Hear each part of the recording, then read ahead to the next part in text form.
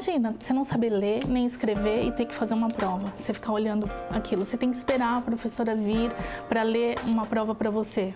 Solange fala de uma realidade vivida por milhares de brasileiros e que o filho, Gabriel, vai ter que enfrentar.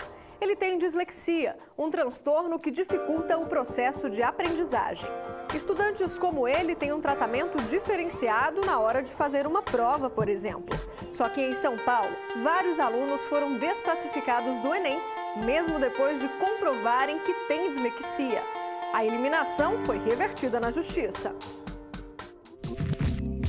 0% lactose. Você já deve ter visto um rótulo como esse, né?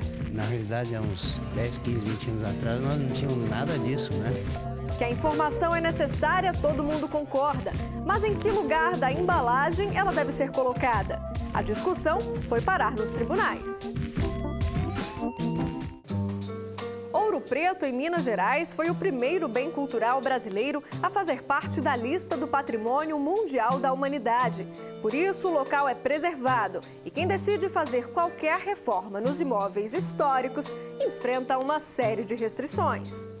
Uma das regras para garantir a identidade original do lugar é a participação de um arquiteto especializado na hora dos reparos. Foi feita uma perícia exatamente para ver até onde isso teria atingido as causas do tombamento ou teria danificado o princípio que justificaria o tombamento. Detalhes deste caso e muito mais agora no Via Legal.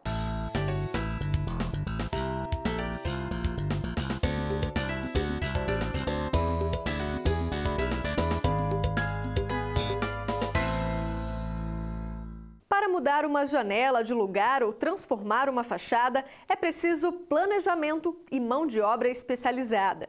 Agora, imagina reformar uma construção histórica protegida por lei, sem colocar em risco a originalidade de um estilo e as características de uma época que não volta mais. Uma das exigências para preservar imóveis tombados como patrimônio é a apresentação de um parecer assinado por um arquiteto especializado. Em Minas Gerais, a reforma de um prédio no centro de Ouro Preto virou caso de justiça. Entenda o porquê na reportagem de Eliane Wirtmann.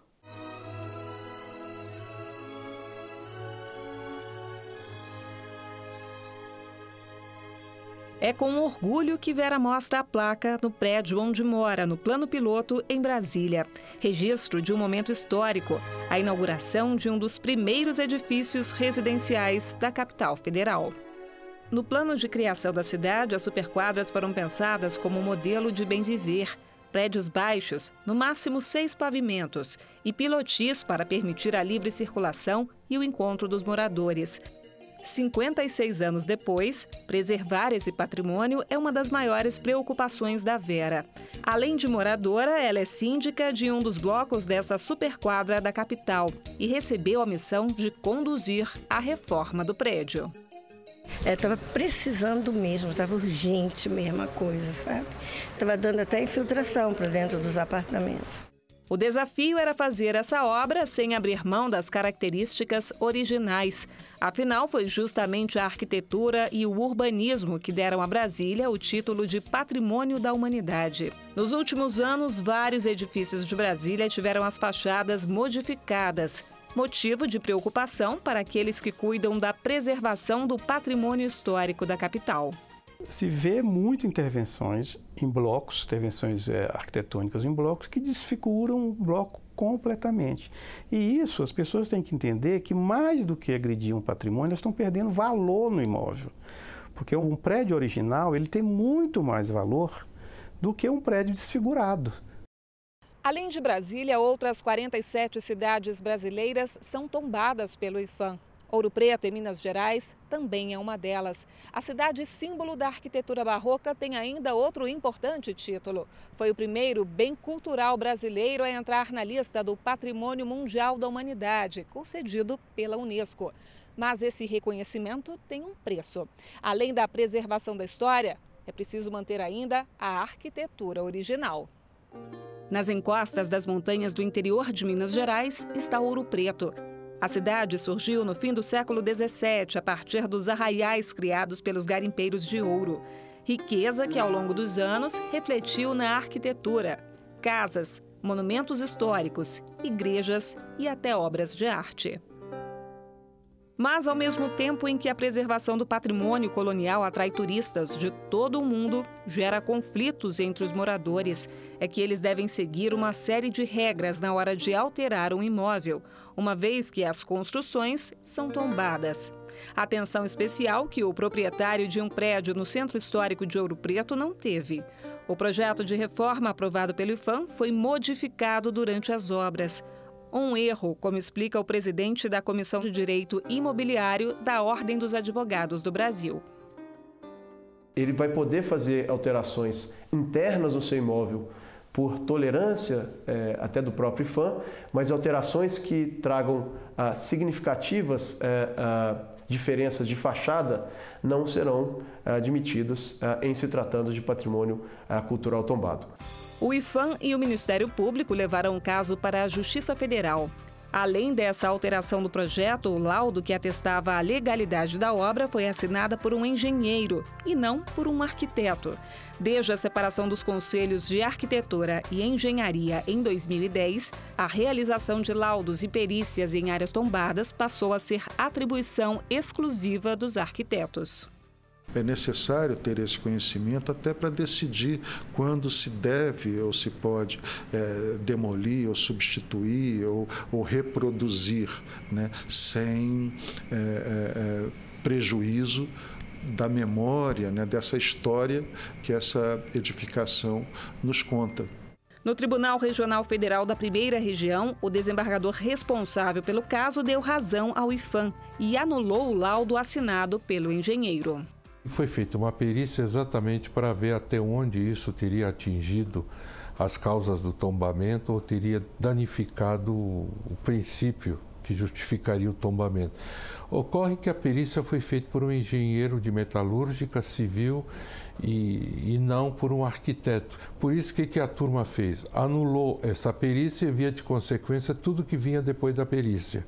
E devolveu o processo à primeira instância para o juiz nomear um arquiteto para fazer a mesma perícia. O Conselho Federal de Engenharia faz um alerta. Profissionais que não têm especialização para atuar em patrimônio histórico podem responder por exercício ilegal da profissão, caso sejam flagrados trabalhando em construções tombadas. Se ele não estudou, ele está fazendo algo estranho à profissão. É exercício ilegal fazer algo estranho às atribuições que ele tem dada pelo Conselho com base no que ele estudou. Vera, a síndica do prédio tombado em Brasília, defende a preservação do patrimônio. Para ela, o rigor na fiscalização das obras não significa o entrave, mas o cuidado com aquilo que considera motivo de orgulho. Para algumas pessoas a coisa incomoda, mas eu acho maravilhoso.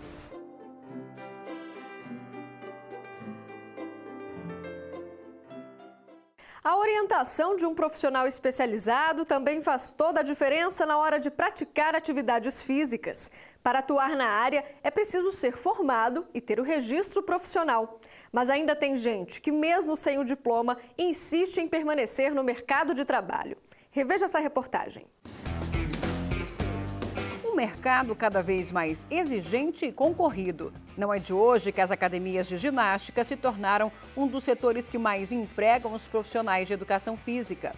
Prova disso são as mais de 20 mil academias espalhadas pelo país.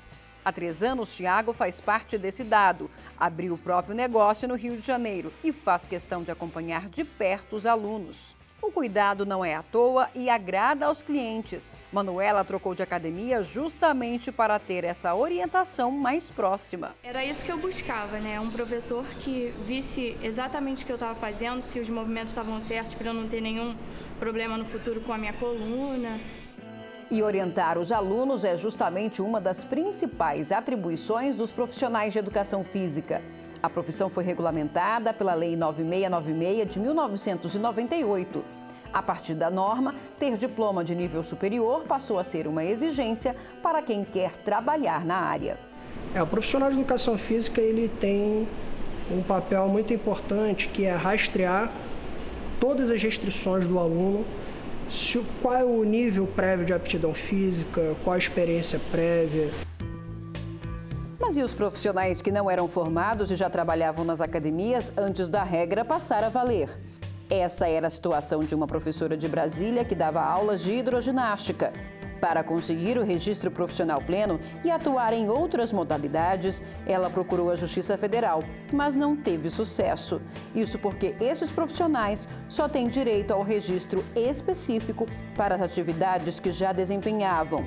E mesmo assim, precisam comprovar que começaram a atuar pelo menos 3 anos antes da publicação da lei. O indivíduo que não tinha formação de curso superior em educação física, que atuasse em natação, ele poderia requerer o registro de profissional de educação física provisionado no âmbito apenas da natação. É impossível você prescrever uma atividade física, né, sem antes você ter essa bagagem teórica, né?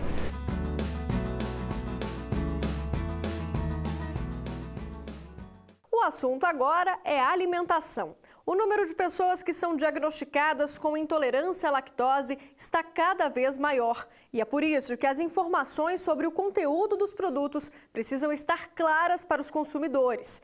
Esse foi o entendimento da Justiça, que considerou legal o pedido de uma cooperativa do sul do país. Eles queriam exibir na parte da frente do produto a expressão zero lactose, mas esbarraram numa regra da Agência Nacional de Vigilância Sanitária.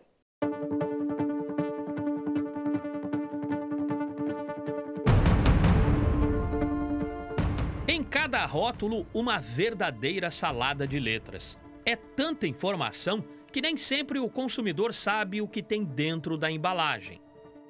Olha, se eu disser que eu presto muita atenção, eu vou estar mentindo. Eu não sei, é costume, é muito raro. Aí depois, quando eu chego em casa, aí que eu vou ver. Sinceramente, eu não, mas a minha senhora sempre vê. Ela que já tem algum problema, é mais condizente a verificar essas informações, né? Como a gente viu, nem todo consumidor dá importância para as informações que ficam nesse quadradinho, chamado de tabela nutricional. Mas quem tem reação a um determinado alimento não compra nada sem antes dar uma olhadinha. É o caso de quem tem intolerância à lactose. Isso acontece quando a pessoa não consegue digerir o açúcar presente no leite. A pessoa que tem intolerância à lactose, quando ingere o leite ou alimentos que contenham leite, ela pode desenvolver dor abdominal, em geral do tipo cólica, dor como se estivesse torcendo o intestino, náuseas, vômitos, distensão do abdômen com formação de gases e, em alguns casos, até diarreia. Ainda de acordo com essa médica, é importante não confundir intolerância com alergia. O ideal é que o alérgico realmente ele retire da sua dieta o leite para não estimular cada vez mais o sistema imune, porque isso pode provocar reações alérgicas cada vez mais intensas, ao passo que o paciente intolerante deve tentar reduzir a quantidade de leite ingerido e tentar substituir por produtos preparados, adaptados ao intolerante à lactose. Esforço que Laura conhece bem. Ela percorreu vários hospitais até descobrir que tinha o problema. O leite eu não tomo de jeito nenhum com lactose, nem com cápsula. Eu prefiro não tomar do que passar mal, porque eu acho que por ser líquido, assim, ele me dá instantâneo, na hora. Casos como o de Laura se multiplicaram nos últimos anos. O Ministério da Saúde estima que 37 milhões de brasileiros têm algum grau de intolerância à lactose. Fato que levou a Agência Nacional de Vigilância Sanitária a publicar uma resolução sobre o tema. O texto da Anvisa diz que a quantidade de qualquer nutriente deve ser declarada obrigatoriamente pelos fabricantes de alimentos apenas no espaço da tabela nutricional, proibindo indicações na frente dos rótulos. Se for lactose, por exemplo, que é um carboidrato, é um açúcar do leite, então a indústria deve declarar abaixo dos carboidratos os açúcares, a lactose ou a glicose ou outro tipo de açúcar presente naquele alimento. Mas uma cooperativa do Paraná questionou na Justiça essa resolução da Anvisa. Alegou que os produtos são dirigidos a uma categoria especial de consumidores e pediu a suspensão da portaria que proíbe a divulgação da ausência ou baixo teor de lactose na frente dos rótulos. O pedido foi aceito. Depois disso, a Anvisa recorreu ao Tribunal Regional Federal da 4ª Região. No processo, a agência afirmou que a resolução atende a normas dos países do Mercosul e que as informações divulgadas na tabela nutricional permitem uma melhor identificação dos ingredientes do produto. Argumento que, segundo esse advogado, viola o Código de Defesa do Consumidor. O sujeito que está no supermercado, e a vida tem a sua celeridade, né? Ele não tem muito tempo para dedicar 3 ou 5 minutos para cada produto. Então, a partir do momento em que a própria indústria se preocupa em destacar o detalhe principal que vai levar à escolha ou não de um determinado bem, de um determinado produto, isto deve ser também visto como uma ideia de cumprimento a esse dever à informação, né?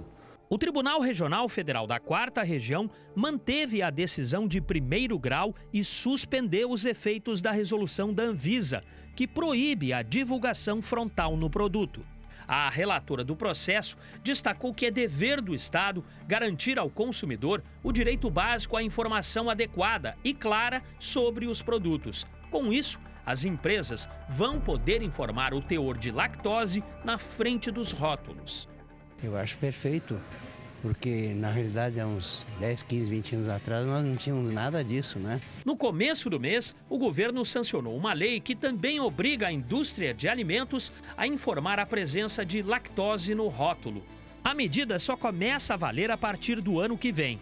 Até lá, a decisão judicial vai garantir uma escolha consciente para quem compra. Acho que se tem uma informação importante, tem que estar na frente, né? Acho que na frente, né? Porque daí a gente tem mais facilidade, né? Pra ler, assim, né?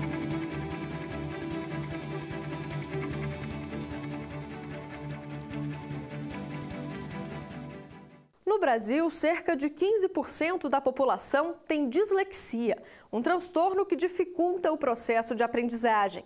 E para tentar equilibrar a disputa por uma vaga na universidade, esses estudantes têm um tratamento diferenciado. Na prova do Enem, por exemplo, eles contam com 1 hora a mais do que os outros alunos. Para ter direito a esse tempo extra, o edital exigia a comprovação do transtorno por meio de um laudo. Mas alguns candidatos de São Paulo foram desclassificados do exame, mesmo depois de apresentar o documento. Os detalhes na reportagem de Letícia Lagoa. Gabriel tem 8 anos, está no 3º ano do ensino fundamental, mas ainda lê com dificuldade. Eu era uma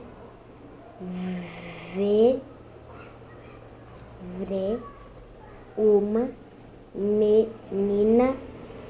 Do ano passado, ele foi diagnosticado com dislexia, um transtorno genético e hereditário que dificulta o processo de aprendizagem. Ele ia para a escola, aprendia direitinho junto com os amigos, mas para ler ele não conseguia. E na escola mesmo eles me indicaram a estar passando na ABD para saber se ele teria a dislexia. Os primeiros sintomas são percebidos na idade escolar, quando a criança começa a confundir as letras. E ter o acompanhamento de psicólogos e fonoaudiólogos é fundamental para estimular os estudos. Então, ele troca a letra, ele inverte, por exemplo, prato, em vez de escrever prato, ele escreve parto. Ou ele omite o R, escreve pato. Ele junta palavras, né? Por exemplo, de repente, ele não percebe que é de repente. Inverte letras. E na leitura também eles vão ter muita dificuldade.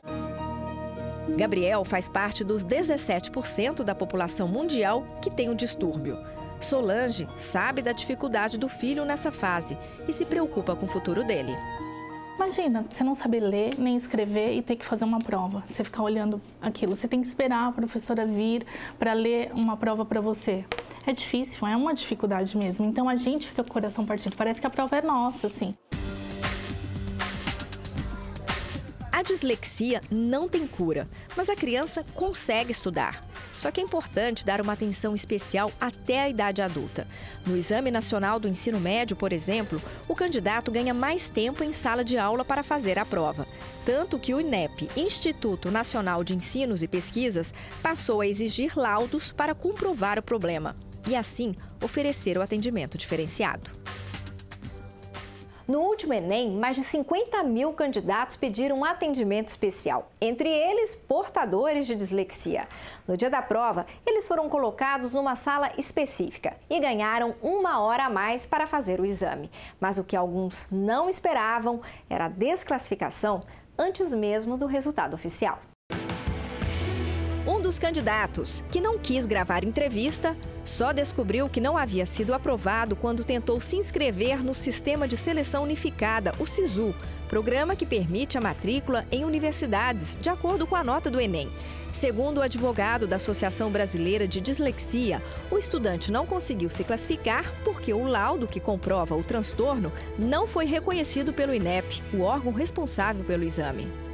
Desde o início, eles apresentaram uma tabela, onde que em 2012 tinham 992 inscritos pedindo atendimento de dislexia e agora em 2015 mais de 2.100 alguma coisa inscritos. Quer dizer, o aumento foi grande, mas isso de certa forma não justifica o fato de glosar certos laudos. Diante dos laudos recusados, os alunos que se sentiram prejudicados recorreram à justiça. Essa juíza foi a responsável pelo caso do jovem que pediu para não perder o prazo de inscrição do SISU. A pessoa completamente surpreendida, ela não foi intimada, ela fez a prova com tempo adicional, ela não foi intimada sobre nada de errado durante todo o processo seletivo e aí na hora que ela vai escolher a vaga, ela descobre que ela foi eliminada. Ela ressalta ainda que, além das garantias previstas em lei, o edital não especificava qual tipo de documento deveria ser apresentado. A adesão foi favorável ao estudante, levando em consideração não somente todas as garantias constitucionais de acesso aos deficientes, também levando em consideração o Estatuto Nacional dos Deficientes, que foi aprovado em 2015, e levando em consideração a própria conduta do Enem, que inicialmente considerou válidos os documentos dele, concedendo tempo adicional. É importante também ressaltar que no edital não fazia referência que documento seria considerado válido.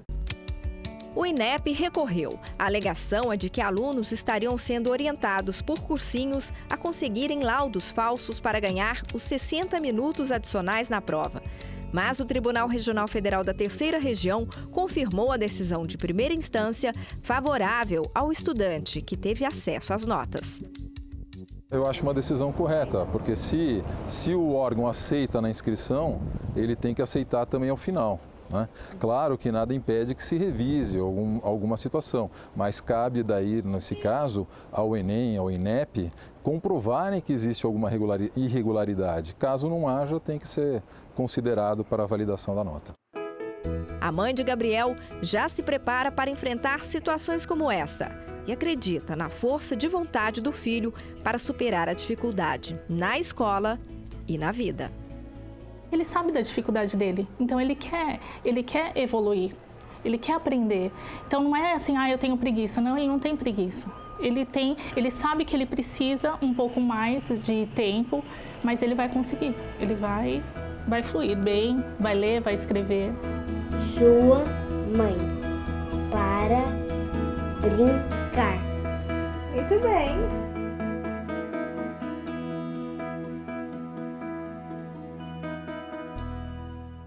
Pessoas com deficiência física também podem exigir um cuidado especial ao participar do Enem.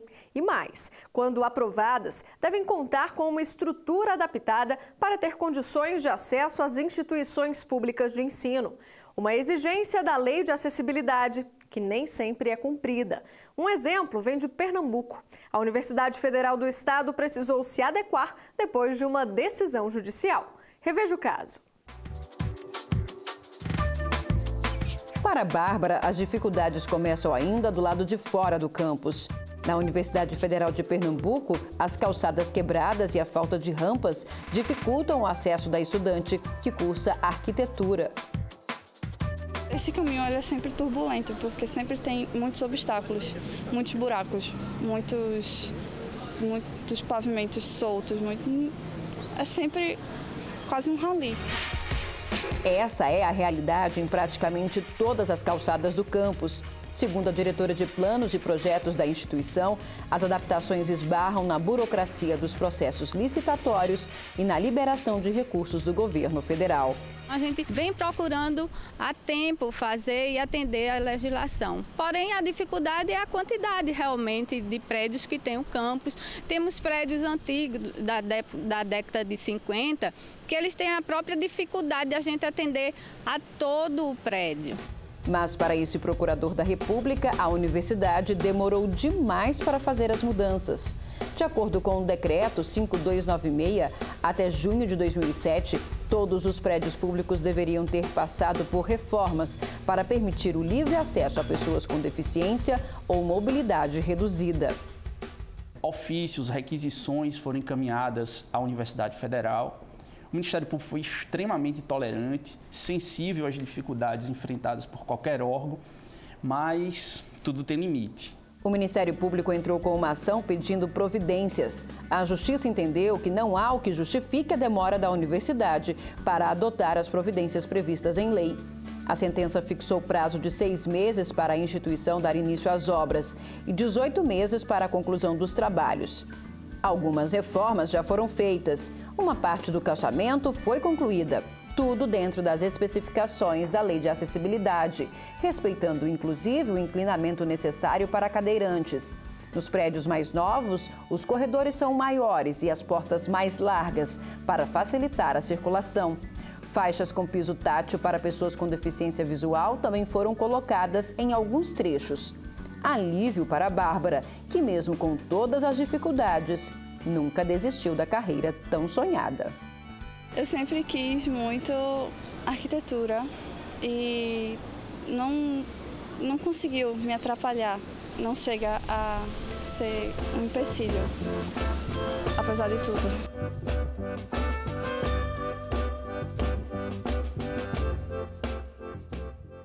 Bom, a gente fica por aqui, mas na semana que vem tem mais Via Legal para você. Não esqueça de acompanhar o nosso programa pelas redes sociais.